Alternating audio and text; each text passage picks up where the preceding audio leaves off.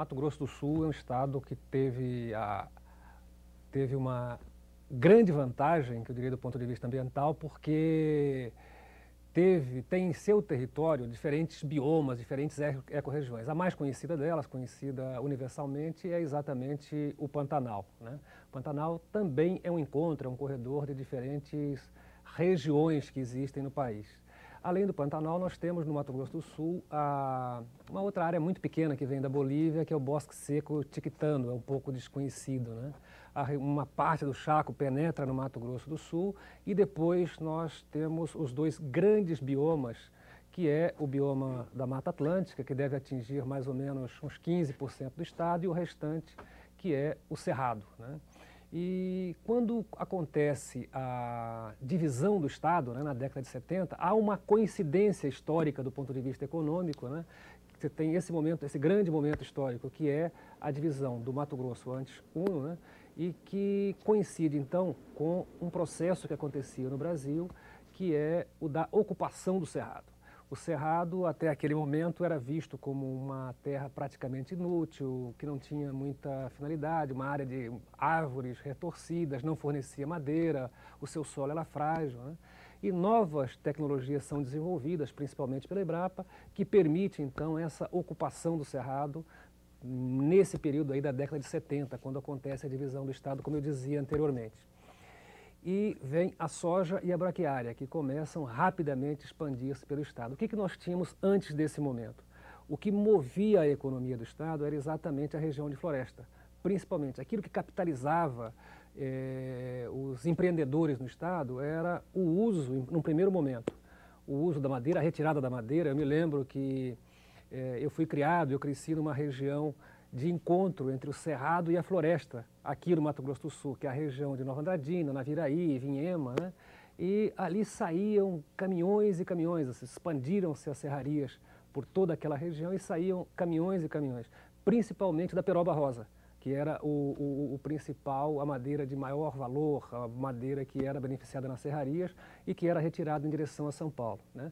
Então, nesse primeiro momento de ocupação econômica, década de 30, 40, 50, até 60 e metade de 70, a madeira deu suporte para o desenvolvimento econômico do Estado. Então, com a chegada da divisão e esse segundo momento, que é o da ocupação do Cerrado, vem a soja e vem a braquiária, que é esse ciclo que eu diria que nós vivemos até hoje e que eu, sem ser um especialista no caso, eu entendo que é um ciclo encerrado.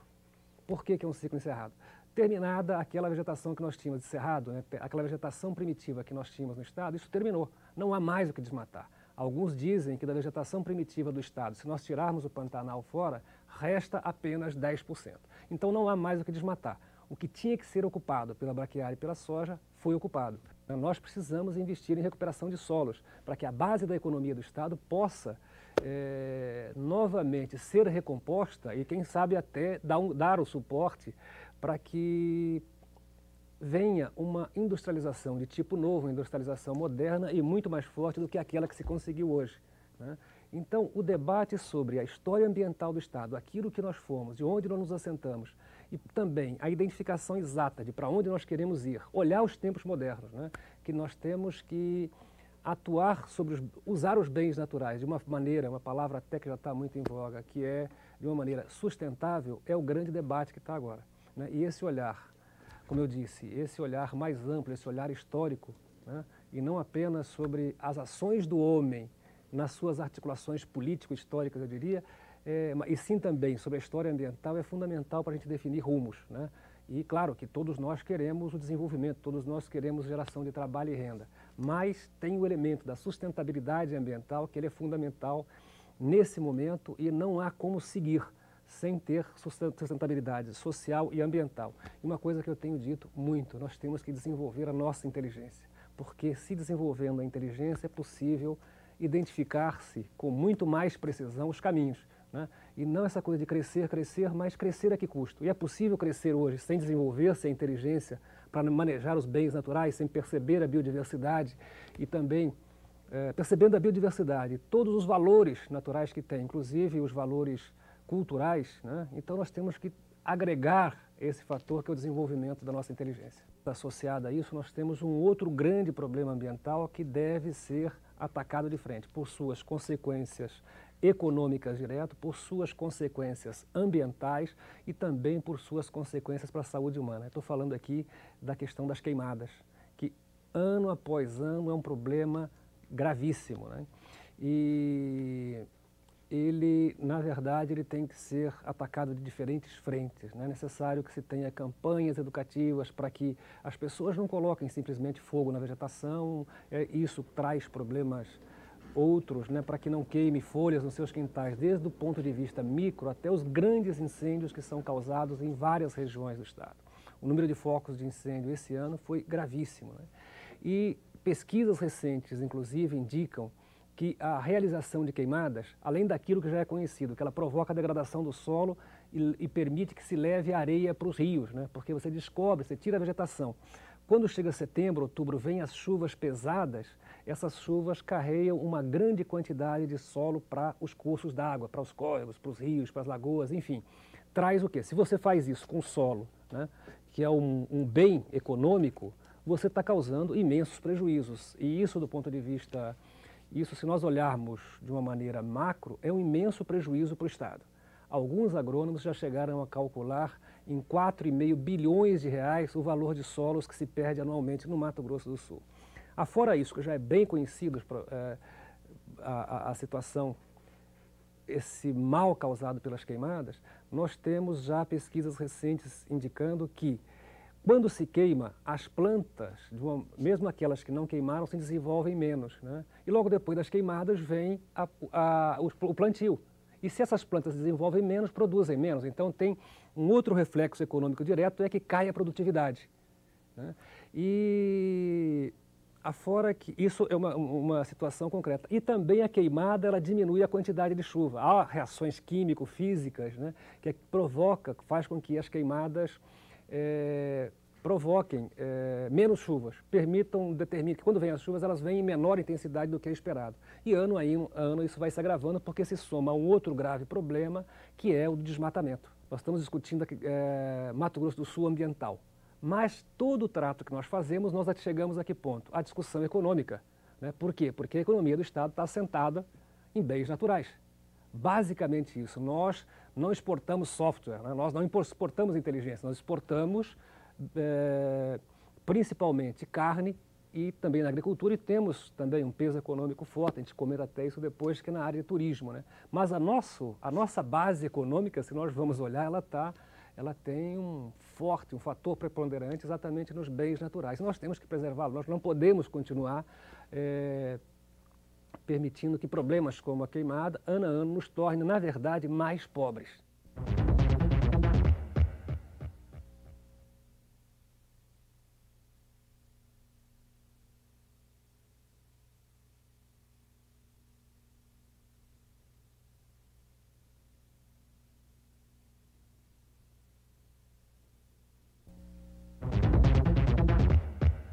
Nós temos que cuidar muito e que é um problema ambiental sério, exatamente da água. E aí, aproveitando o gancho, dizendo que nós estamos sobre o aquífero Guarani, que deve ser muito bem cuidado, e nós não estamos tendo aquelas zonas de recarga do aquífero Guarani, que em geral são fraturas na rocha onde a água entra. Aí não poderia ter agricultura, para que a água não seja contaminada. E esses dias foi publicado um mapa de uma universidade de São Paulo, onde mostra que existem zonas de risco com relação ao aquífero Guarani.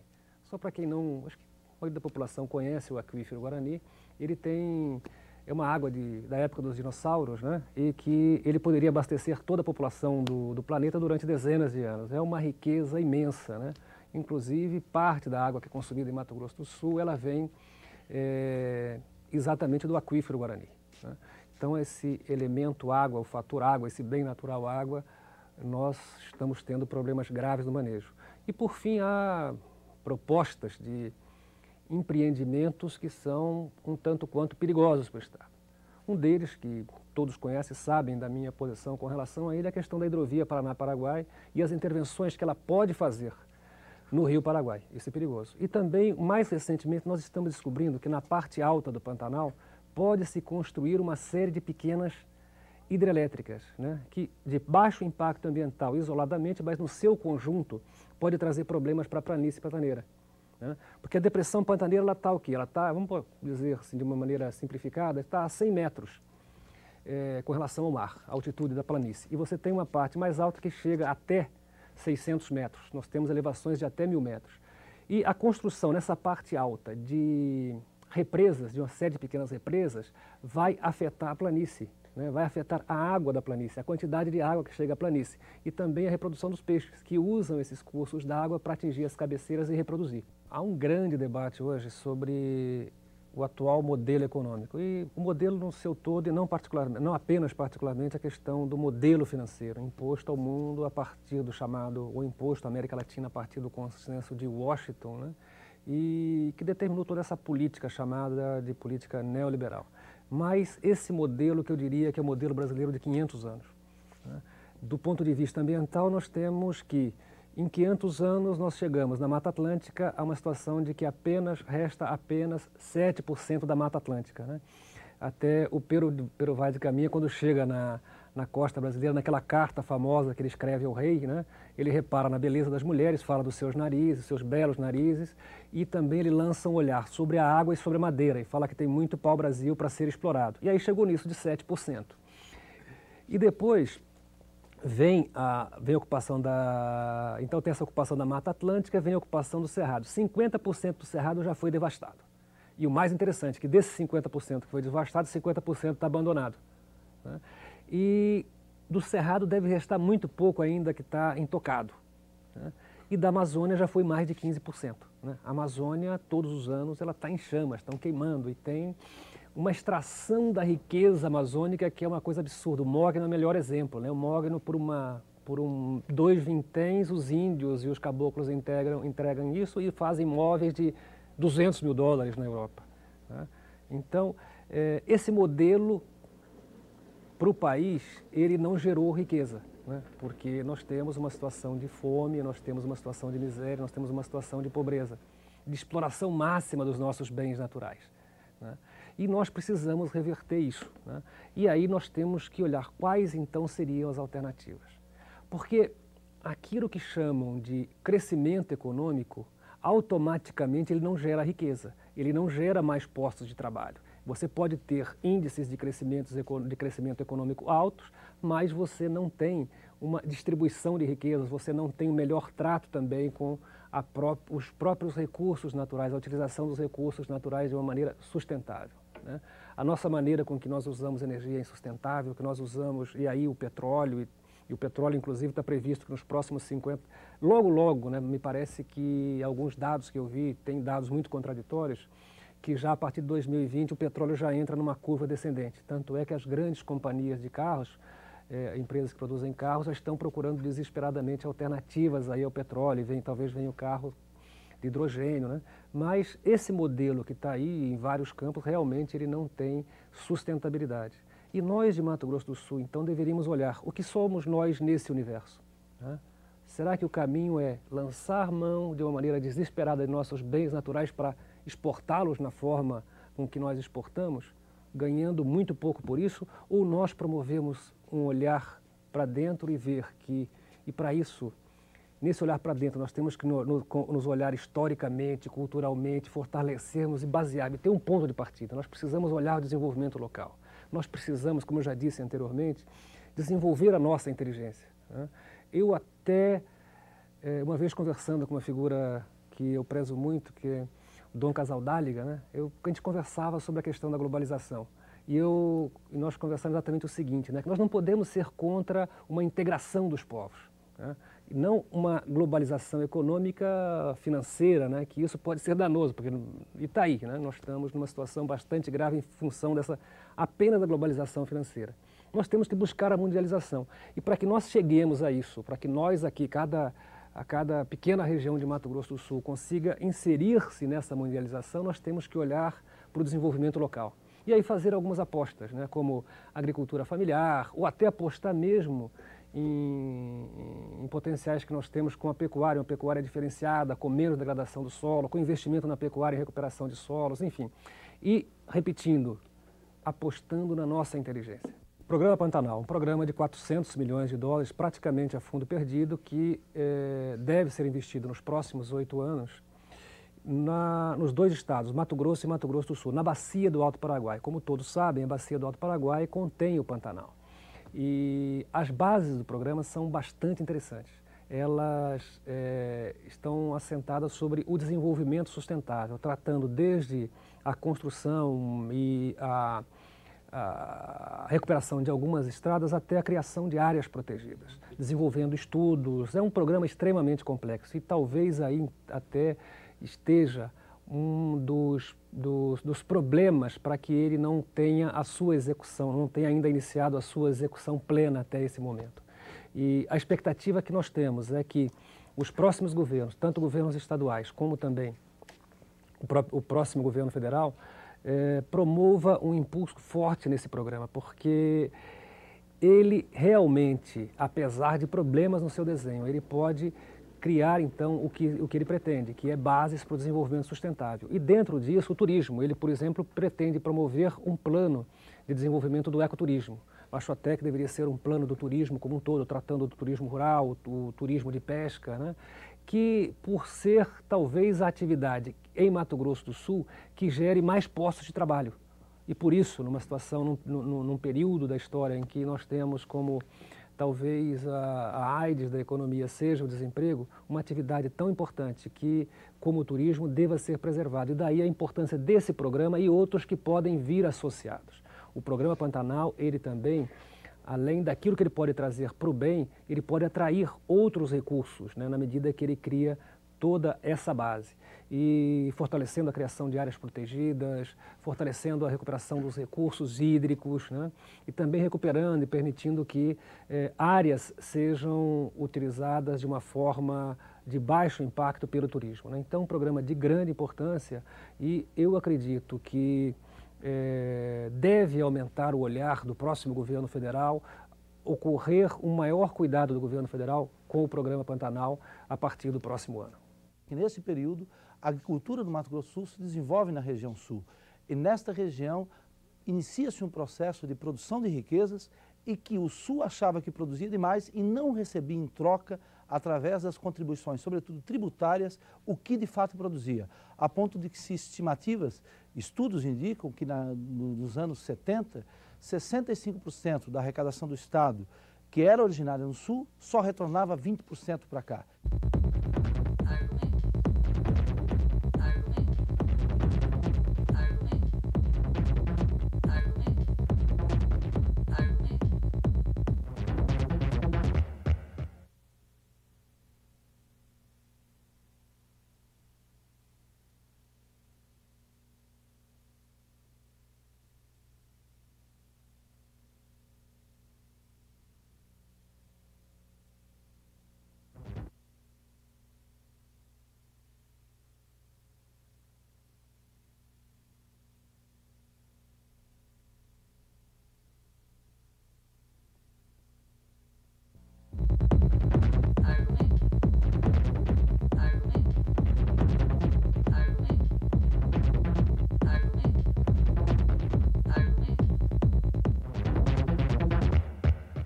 O processo divisionista do Mato Grosso do Sul ocorre da mesma forma que ocorreu o processo divisionista de outras regiões, ou pelo menos campanhas de processo de divisão, ou seja, algumas regiões acham que estão produzindo, em termos econômicos, algo mais expressivo do que outras. E o Sul, naquele momento, achava que aqui se produziam as riquezas, a pecuária, sobretudo, e a agricultura emergente.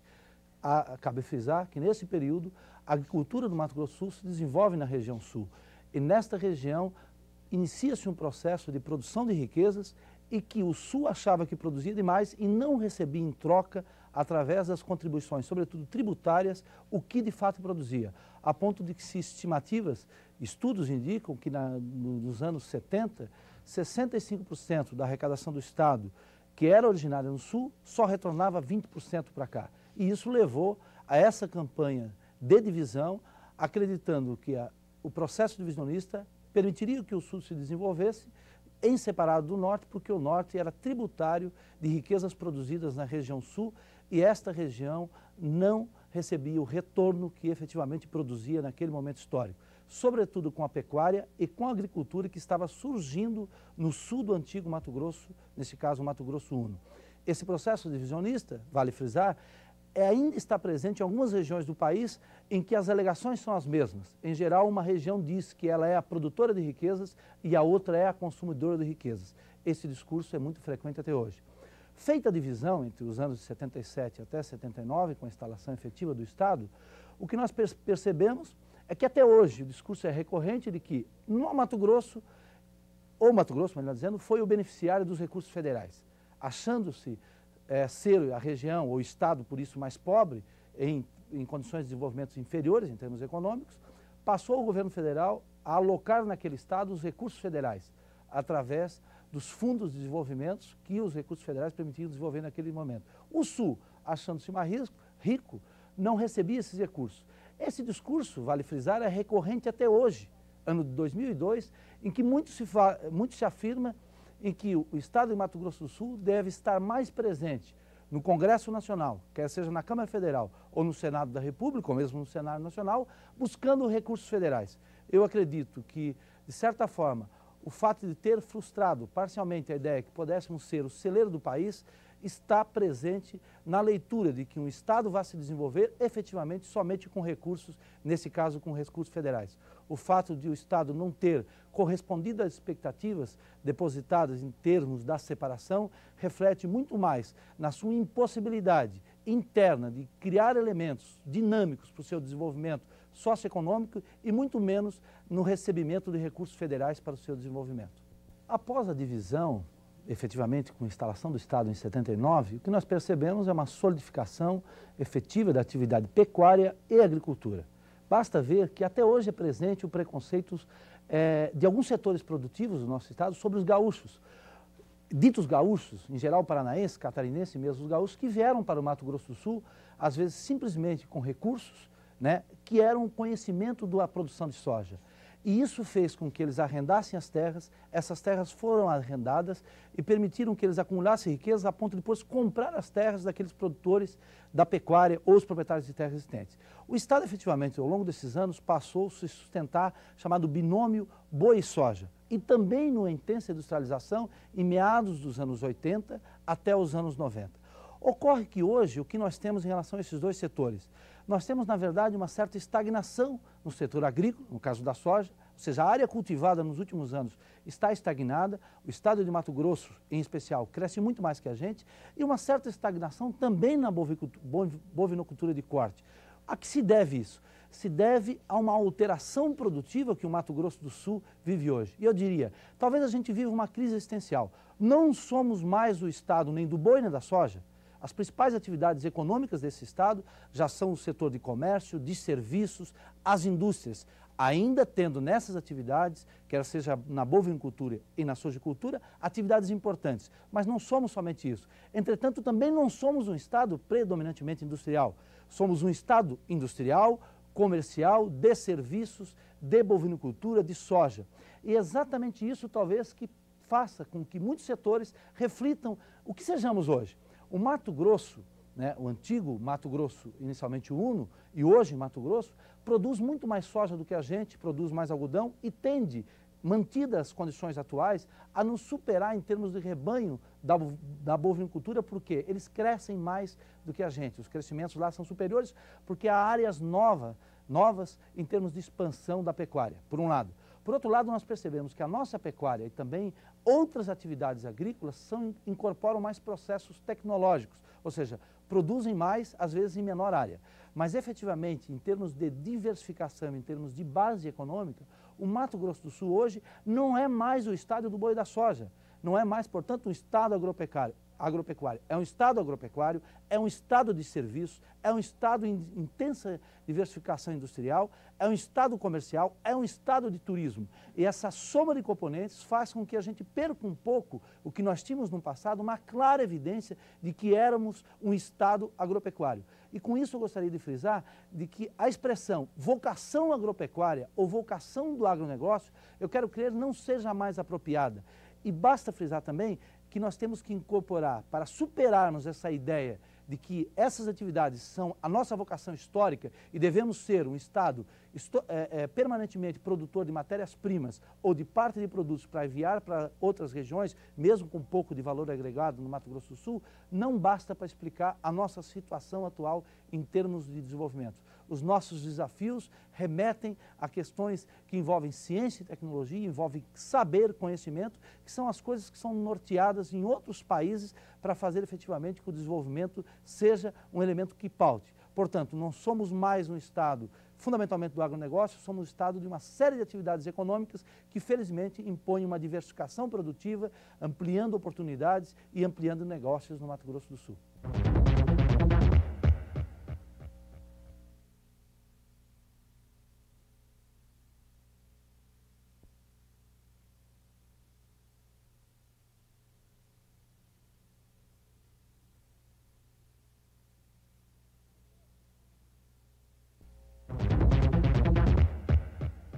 É notório que o Mato Grosso do Sul, nos últimos anos, recebeu uma série de empresas. E as empresas que vieram atuar no Mato Grosso do Sul não são empresas só que objetivam usar a nossa matéria-prima.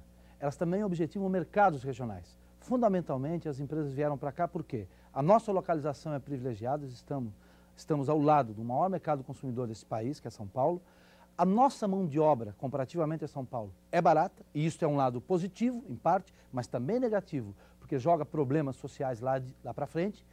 E as condições de infraestrutura, quer seja de transporte e de energia, sobretudo com o gás boliviano, nos permite oferecer a essas empresas condições que elas não tinham antes em termos de instalação. Ou seja, a questão energética é uma superação que conseguimos obter, que foi fundamental para a vinda dessas empresas. Porque, de fato, as condições em que se produzia energia no Mato Grosso do Sul eram insuficientes para atrair empresas para cá. Mas vale frisar também que, se isso é positivo, e é notório que sim, porque traz empregos e, por consequência, traz desenvolvimento socioeconômico, temos que pensar que a industrialização é um componente na história da humanidade de 300 anos atrás. Ou seja, a Europa, 300 anos atrás, é que estava se industrializando. E nós devemos comemorar, mas temos que antecipar em relação a esse processo de industrialização as coisas de pontas que estão chegando, as coisas novas, melhor dizendo, que estão caminhando. E aí a industrialização é parte desse processo. Ou seja, nós saímos de uma sociedade rural, que seria o binômio boi e soja, passamos para a industrialização, que seria essa diversificação produtiva, e temos que entrar crescentemente na chamada sociedade pós-industrial ou pós-moderna, como queiram a denominação, que mostra que produzir riquezas hoje é produzir com base em conhecimento. E eu gostaria de frisar, antes de entrar no que seria a sociedade pós-industrial, que parte dessas empresas que vêm atuar no Mato Grosso do Sul vem em busca dos mercados regionais. E aí o Mercosul cumpre um papel fundamental. E vale frisar Mercosul nesse momento, Paraguai e Bolívia, que são os países que nós temos intensa relação. Embora a Bolívia não fazendo parte ainda do Mercosul, ela é um país, este país, melhor dizendo, que estabelece intensas relações com o Mato Grosso do Sul, da mesma forma que o Paraguai.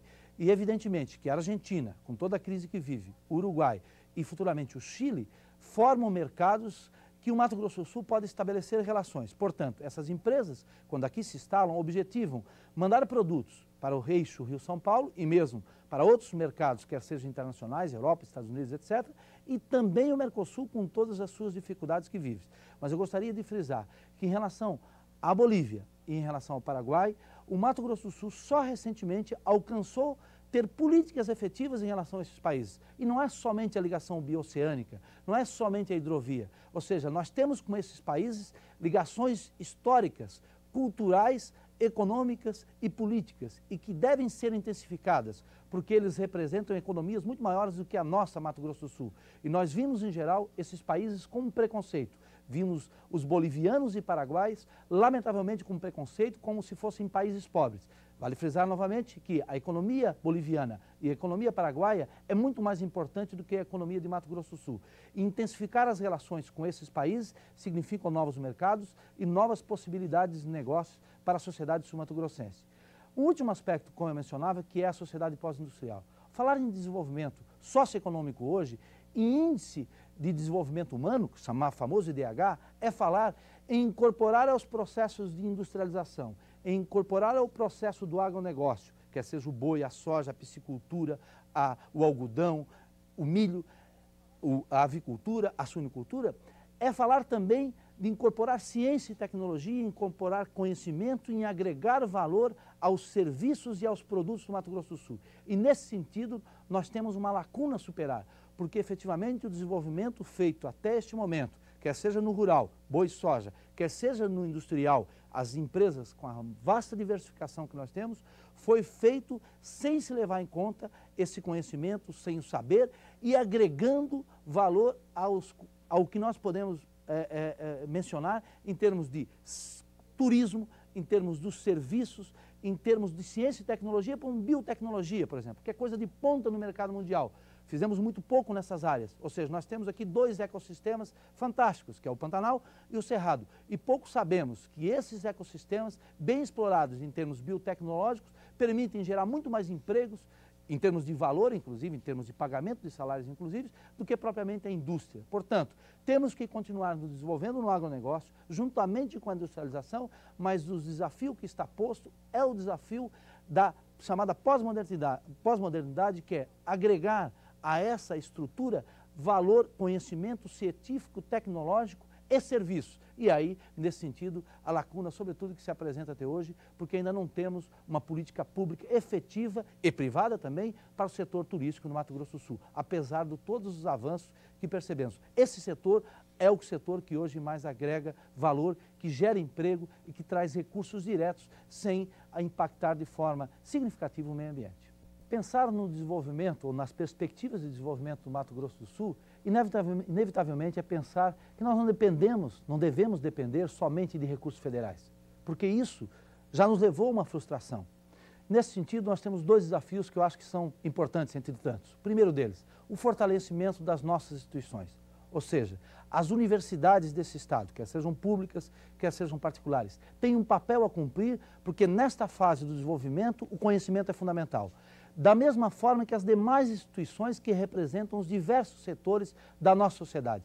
Elas têm que ser crescentemente mais autônomas em relação aos poderes constituídos, porque o poder constituído passa, as instituições devem ficar. Aqueles países que obtiveram índices de desenvolvimento superiores à média mundial partiram para o fortalecimento das suas instituições, porque elas podem contribuir efetivamente para o nosso desenvolvimento. E um outro elemento fundamental é percebermos que os investidores que fazem suas aplicações no Mato Grosso do Sul devem, e nós temos que criar mecanismos para que isso venha a acontecer, estabelecer um laço mais efetivo com o Mato Grosso do Sul.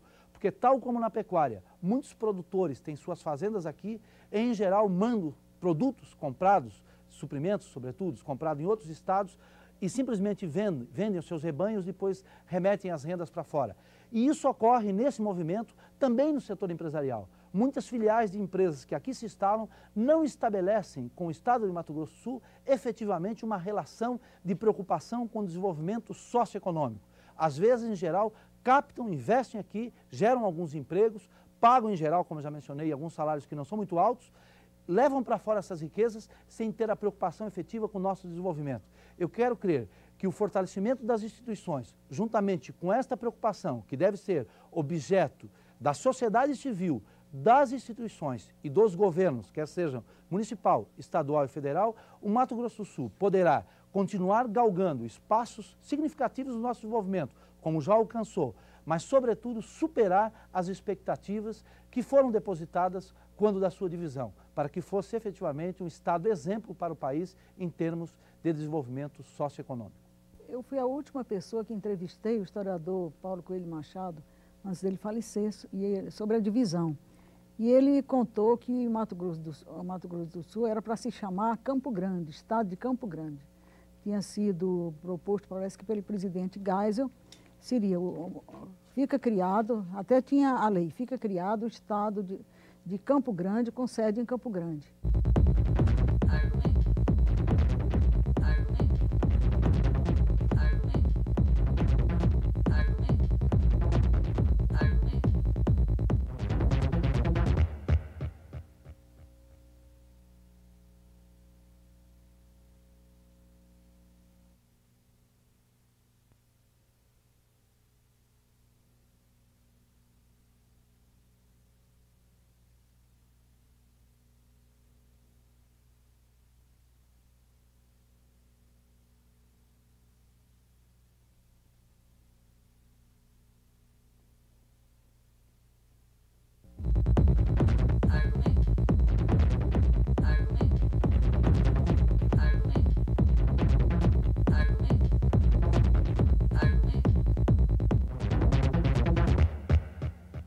fui a última pessoa que entrevistei o historiador Paulo Coelho Machado, antes dele falecer, sobre a divisão. E ele contou que o Mato Grosso do Sul era para se chamar Campo Grande, Estado de Campo Grande. Tinha sido proposto, parece que pelo presidente Geisel, seria, fica criado, até tinha a lei, fica criado o Estado de Campo Grande com sede em Campo Grande. Mas aí houve grupos que discordaram de maneira nenhuma. Não aceitamos isso, porque se já tem... Vão ficar com a capital e ainda com o nome do Estado, aí, vários nomes foram propostos, né? Maracaju e outros, não me lembro quais, né? Na realidade ficou uma confusão, porque o Mato Grosso não botou o Mato Grosso do Norte, como você falou, né? E aqui ficou essa história, chega Mato Grosso, não Mato Grosso do Sul. Mudar para o estado do Pantanal também vai levar a mesma confusão, a mesma... Porque são dois Pantanais. Qual o Pantanal? É o Pantanal de Mato Grosso ou é o Pantanal de Mato Grosso do Sul? E o problema é o seguinte, que signo é uma coisa muito forte, é como o nome. Eu, quando era professora, que errava o nome de algum aluno, ele já olhava, eu me lembro que é uma cara feia para mim, porque o nome é um signo, assim, parece alguma coisa que foi impressa. E esse nome Mato Grosso do Sul é difícil mudar. Mudar porque as pessoas se acostumaram com ele, eu tenho orgulho de ser sul-mato-grossense, e devia ter mudado naquela ocasião. Quando você erra antes, aí consertar o erro, não sei. E agora seria um processo longo, não é? Conseguir trocar isso, trocar os documentos, a identidade. Teria que se fazer uma grande publicidade para ver na mídia, para que as pessoas soubessem o que é o Estado. E o Estado se afirmasse pelas suas grandezas, pelos seus atos. Eu acho que a pessoa acabaria aceitando esse nome, não é? Como não tem Rio Grande do Norte, Rio Grande do Sul. Não sei, ficou difícil. Eu sinceramente, não sei o que eu vou dizer. Quer dizer, eu gosto muito do nome Mato Grosso do Sul, me acostumei com ele, né? Eu moro aqui há muitos anos, desde a década de 30, mas eu realmente passei a trabalhar a partir de 1950. E sempre senti que havia uma diferença assim, fundamental entre o Mato Grosso, que é hoje o Mato Grosso, e o Mato Grosso do Sul hoje, né? Porque as nossas realidades são totalmente diferentes. Enquanto o pessoal lá os habitantes lá de Mato Grosso, o povo de Mato Grosso, eles gostam de dormir em rede, comer peixe, fabricam cerâmica, são ligados, muito mais ligados às tradições amazônicas, né? Nós, por exemplo, somos mais ligados ao Paraguai, né? E a Minas, São Paulo. E aqui o pessoal gosta de pau Paraguai, de chipa, de comer chipa, de saber das coisas que acontecem em São Paulo. Realidades, inclusive o tipo físico de Mato Grosso e o tipo físico de Mato Grosso do Sul é diferente, a gente sabe bem disso, né? E além de tudo, nós nos sentimos assim meio abandonados, meio alijados, porque Cuiabá não comparecia às coisas aqui de Mato Grosso do Sul. Eu não me lembro, por exemplo, desde 1950 até a divisão 1977, eu não me lembro de nenhum acontecimento cultural que tivesse sido prestigiado pelo Estado de Cuiabá. Nós não tínhamos um órgão cultural que se encarregasse disso. Quando havia reuniões educacionais, nunca fomos convidados eu acho até que nós estávamos para Cuiabá como o Brasil estava em relação a Portugal. Grandes distâncias, nós estávamos separados. Embora a gente se respeitasse e tivesse uma admiração pelo povo de lá, né? Mas a realidade era essa, né? As diferenças... Você me perguntar assim, se existia cultura, porque a cultura está na alma do povo, é alguma coisa que foi construída por ele, né? Sempre houve grandes artistas plásticos, grandes músicos, grandes escritores, mas tudo meio assim fragmentado, faltava alguma coisa que unisse, que desse esse sentido de identidade ao povo de Mato Grosso do Sul, e a divisão é que veio trazer isso. Antes, reportando as coisas que se realizaram aqui no Estado, tudo era feito na garra, era feito na coragem das pessoas. Por exemplo, Humberto, Aline fizeram salões, mas com o quê?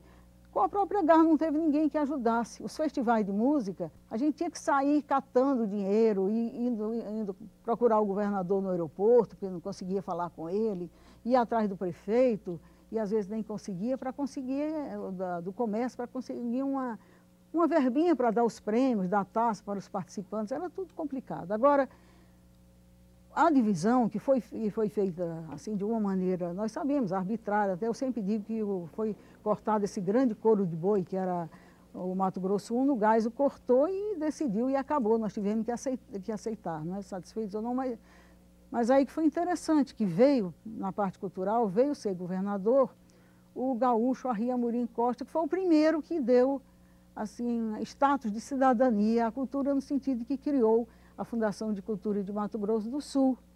E eu fui nomeada diretora executiva. Então, a partir daí, a gente podia realizar aquelas ações porque sabia que tinha apoio governamental, que é importante.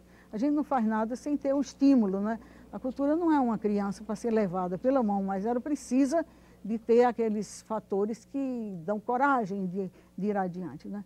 Nós não tínhamos um disco gravado aqui, já que estamos no setor da música. Quando fizemos festivais de música, o que eu sempre lamento é que não temos um registro. Não temos um disquinho assim de plástico sequer com aquelas músicas, com as músicas daquele tempo. A música do José Otávio Guizzo, Mané Bento, Vaqueiro do Pantanal, até hoje não foi gravada. A televisão ainda estava numa forma precária, o que filmava era preto e branco e às vezes não era bem filmado quando eles iam editar, nem sei se fazia, não havia videotape naquele tempo, né? Era tudo difícil, né? Havia um canal apenas. Então as coisas foram melhorando em todos os sentidos. Os salões de artes eram feitos em colégios, em auditórios de colégios, nas frentes, às vezes até nas frentes das edições dos jornais, né? Lá onde funcionavam os jornais, tudo era feito assim no improviso, embora tenha surgido muita criatividade. Nem por isso deixou de haver, né? Nós sabemos que grandes artistas plásticos, grandes cantores, grandes músicos, mas todos assim meio soltos no ar, né? Como se fossem coisas que iam se dissolver no ar. Eu acho que a cultura começa então a se deslanchar e as pessoas a procurarem os traços distintivos dessa cultura, porque é importante a gente saber quem é. O que você é para você se afirmar e você se sentir seguro de si mesmo. A coisa mais triste é a pessoa que não sabe quem é, que ignora quem é, não é? Então, acho que tudo isso, a divisão deu a Mato Grosso do Sul essa certeza da sua força, essa certeza de que tinha uma trajetória fantástica a esperá-lo, né? Acho que essa foi a coisa essencial da divisão.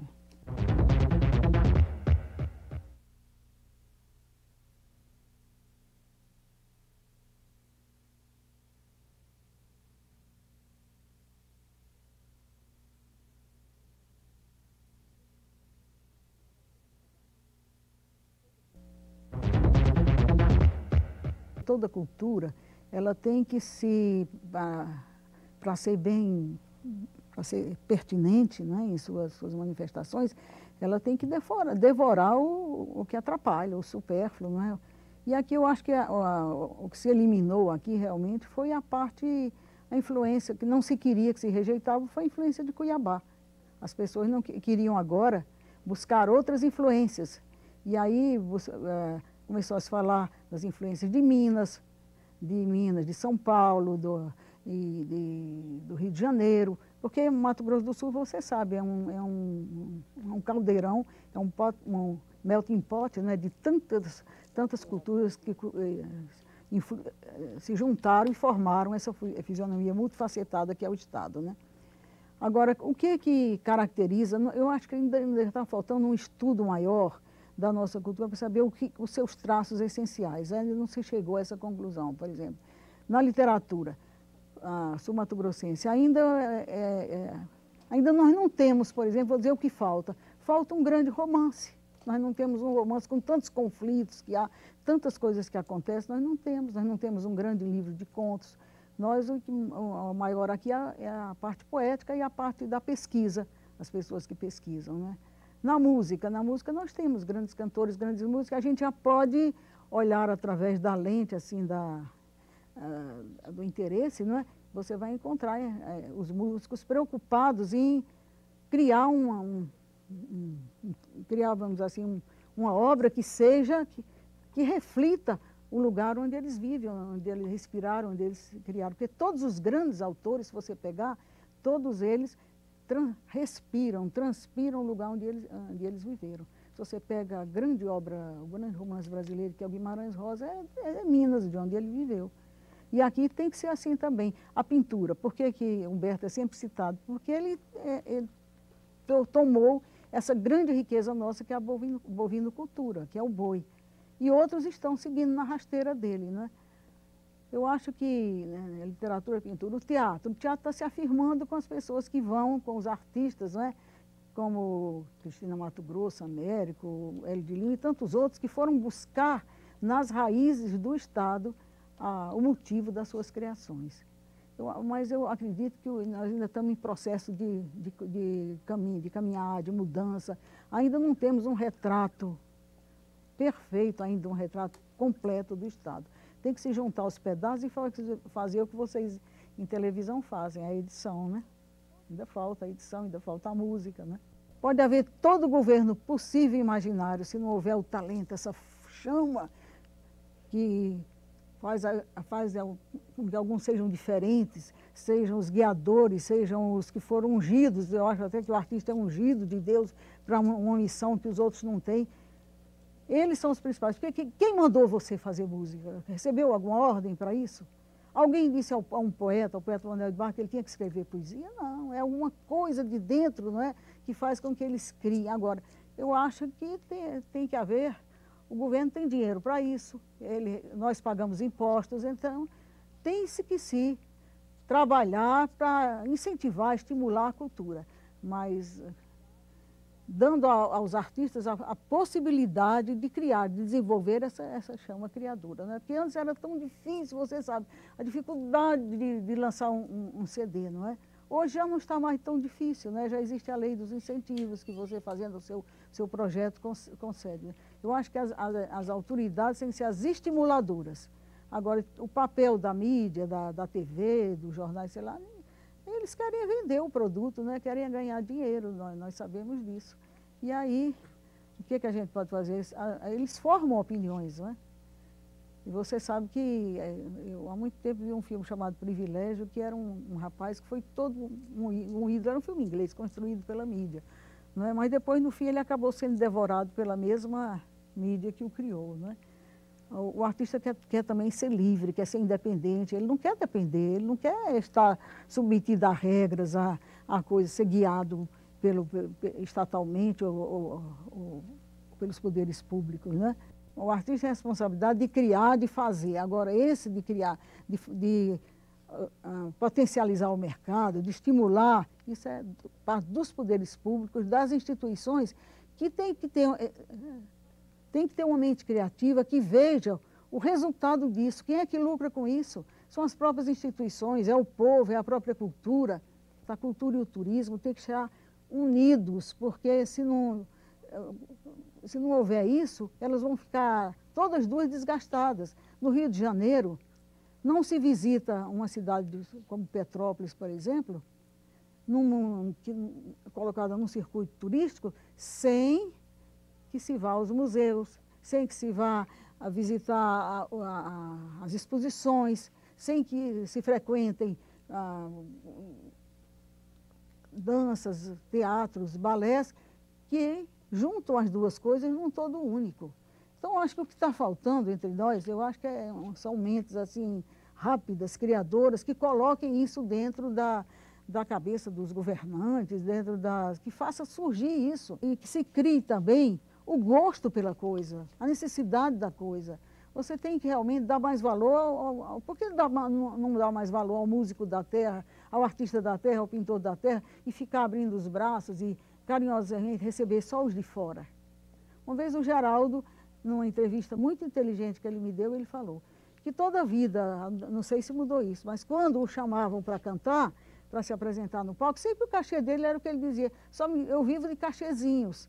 Chegava o músico de fora, o artista de fora, era um cachê muito mais alto, muito mais gratificante. E isso desgosta, o próprio músico fica desgostoso e a própria sociedade, quando sabe disso, não aceita isso. Eu acho que tem que haver parâmetros, né? Tem que haver coisas e a sociedade, o Estado crescer no sentido de valorização dos seus artistas, dos seus produtores, daqueles que dão sentido à própria vida sul-mato-grossense. No dia em que Mato Grosso do Sul não estivesse mais nos livros de história, ele estaria na mente das pessoas por causa dos seus artistas. Portugal pode desaparecer, mas não desaparece porque existe uma obra chamada Lusíadas. Então, Mato Grosso do Sul não vai desaparecer porque existe Humberto, existe Celita, existe o Geraldo, existe Boaventura, existe Rubens, existem os artistas todos, né? Marçom e todos os outros, que fazem da arte um meio de mostrar o valor do Estado, que o Estado é vivo, é pulsante, é importante. Na verdade, o plano, ele não pertence, ele não tem dono, ele não pertence ao governo, ele não pertence à instituição A, B ou C. Ele não tem autor personalizado. O plano MS 2020, na verdade, é um grande pacto a respeito do futuro.